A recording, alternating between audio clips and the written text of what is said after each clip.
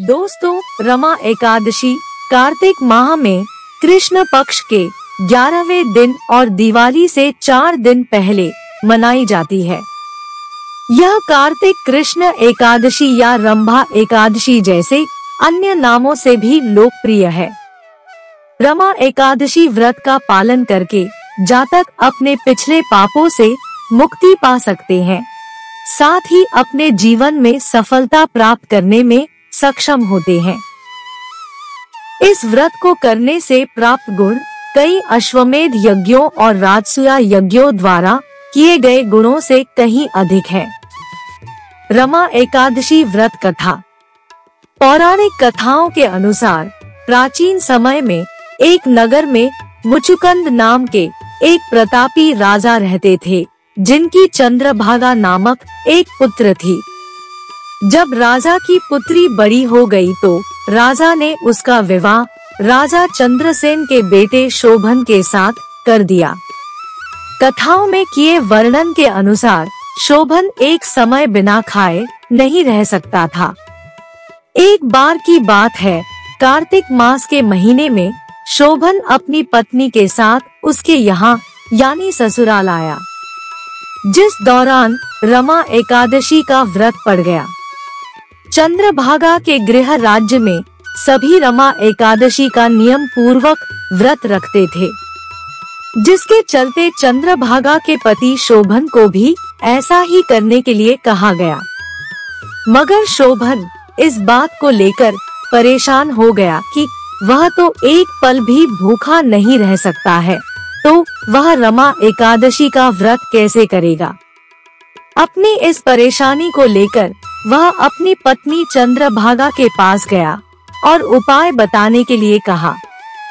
तब चंद्रभागा ने कहा कि अगर ऐसा है तो आपको इस राज्य से बाहर जाना पड़ेगा, क्योंकि हमारे राज्य में तो ऐसा कोई व्यक्ति नहीं है जो इस व्रत नियम का पालन न करता हो। यहाँ तक कि रमा एकादशी व्रत के दिन हमारे राज्य के जीव जंतु भी भोजन नहीं करते।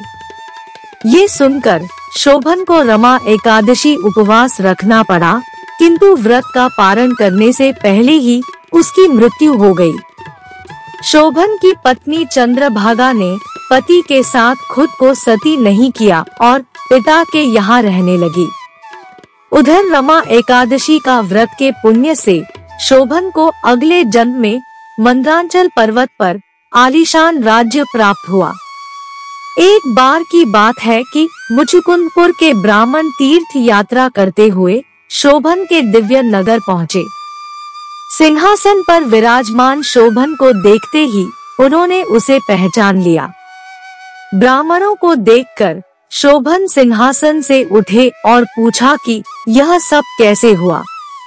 तीर्थ यात्रा से लौटकर ब्राह्मणों ने चंद्रभागा को यह बात बताई, जिसे सुनकर चंद्रभागा बहुत खुश हुई और पति के पास जाने के लिए व्याकुल हो गई। इसके उपरांत वह वाम ऋषि के आश्रम पहुंची, फिर मंद्रांचल पर्वत पर पति शोभन के पास पहुंची। एकादशी व्रतों के पुण्य का फल शोभन को देते हुए उसके सिंहासन व राज्य को चिरकाल के लिए स्थिर कर दिया। ऐसा कहा जाता है, इसके बाद से ही ये व्रत की परंपरा आरंभ हुई। कहा जाता है, जो व्यक्ति ये व्रत को रखता है उसे ब्रह्महत्या जैसे पाप से मुक्ति मिलती है। रमा एकादशी व्रत पूजा विधि। कार्तिक मास में तो रात सूर्योदय से पूर्व उठने, स्नान करने और दानादि करने का विधान है। इसी कारण रात उठकर केवल स्नान करने मात्र से ही मनुष्य को जहाँ कई हजार यज्ञ करने का फल मिलता है, वहीं इस मास में किए गए किसी भी व्रत का पुण्य फल हजारों गुना अधिक है। रमा एकादशी व्रत में भगवान विष्णु के पूर्णावतार भगवान जी के केशव रूप की विधिवत धूप, दीप, नैवेद्य, पुष्प एवं मौसम के फलों से पूजा की जाती है।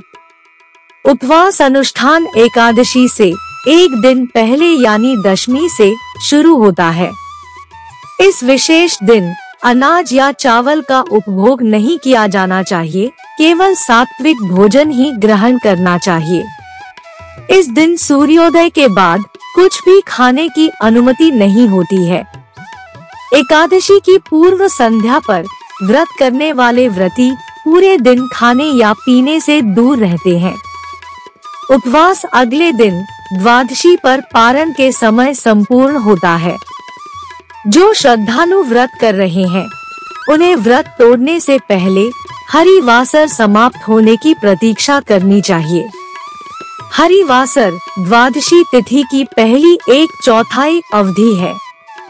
व्रत तोड़ने के लिए सबसे उपयुक्त समय प्रातःकाल होता है। व्रत करने वाले श्रद्धालुओं को मध्याह्न के दौरान व्रत तोड़ने से बचना चाहिए। कुछ कारणों की वजह से अगर कोई प्रातःकाल पारण करने में सक्षम नहीं है, तो उसे मध्याह्न के बाद पारण करना चाहिए। व्रत में एक समय फलाहार करना चाहिए तथा अपना अधिक से अधिक समय प्रभु भक्ति एवं हरिनाम संकीर्तन में बिताना चाहिए। शास्त्रों में विष्णु प्रिया तुलसी की महिमा अधिक है, इसलिए व्रत में तुलसी पूजन करना और तुलसी की परिक्रमा करना अति उत्तम है। ऐसा करने वाले भक्तों पर प्रभु अपार कृपा करते हैं, जिससे उनकी सभी मनोकामनाएं सहज ही पूरी हो जाती है। वैसे तो किसी भी व्रत में श्रद्धा और आस्था का होना अति आवश्यक है, परंतु भगवान सदा ही अपने भक्तों के पापों का नाश करने वाले हैं। इसलिए कोई भी भक्त यदि अनायास ही कोई शुभ कर्म करता है, तो प्रभु उससे भी प्रसन्न होकर उसके किए पापों से उसे मुक्त करके उसका उद्धार कर देते हैं। जो भक्त प्रभु की भक्ति श्रद्धा और आस्था के साथ करते हैं, उनके सभी कष्टों का निवारण प्रभु अवश्य करते हैं, क्योंकि इस दिन किए गए पुण्य कर्म में श्रद्धा, भक्ति एवं आस्था से ही मनुष्य को स्थिर पुण्य फल की प्राप्ति हो सकेगी। यह कार्तिक माह की एकादशी है, जिसका महत्व अधिक माना जाता है। यह एकादशी कार्तिक कृष्ण पक्ष की एकादशी है। वर्ष 2023 में यह 9 नवंबर को मनाई जाएगी। कार्तिक माह का महत्व होता है, इसलिए इस 11 का महत्व भी अधिक माना जाता है। दोस्तों, कमेंट करके बताएं कि आपको हमारी यह प्रस्तुति कैसी लगी। पसंद आई तो इसे लाइक और शेयर करें तथा चैनल को सब्सक्राइब करके मेरा मनोबल बढ़ाएं। नमस्कार। भगवान विष्णु की जय हो।